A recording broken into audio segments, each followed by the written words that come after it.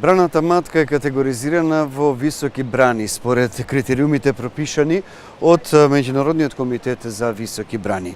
За тој вид брани пропишано е следење, оскултација, видеомониторинг и мониторинг следење што е дефинирано со отворениот проект за одржување и следење на Браната Матка.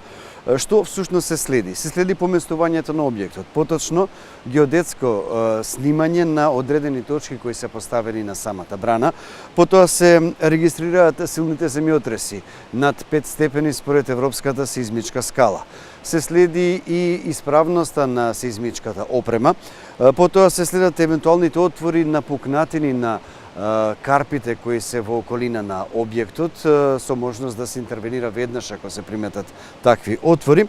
Потоа се мери нивото на подземните води, се следи температурата на воздухот, температурата на водата непосредно до браната и се следи протокот на вода во реката Матка низ хидроелектричната централа Матка.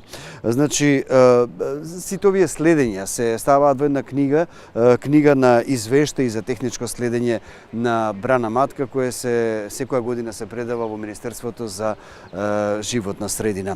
Освен овој технички и произведен аспект на хидроелектричната централа Матка, ЕВН за овој локалитет се грижи и од други аспекти, како што е оформен и изложбениот едукативен центар, сместен во старата машинска зграда на Браната Матка, каде што се споени минатото, сегашноста и иднината на енергетиката, како кај нас, така и во светот. Буквално тука сите граѓани можат да го посетат овој изложбен центар и да ги видат сите експонати кои се интересни и низ кои може да се види електрификацијата на земјава и посебно на градот Скопје. Освен тоа, повремено се организираат и волонтерски акции на вработените во ЕВН за чистење на самата брана и за чистење на околината на овој туристички локалитет.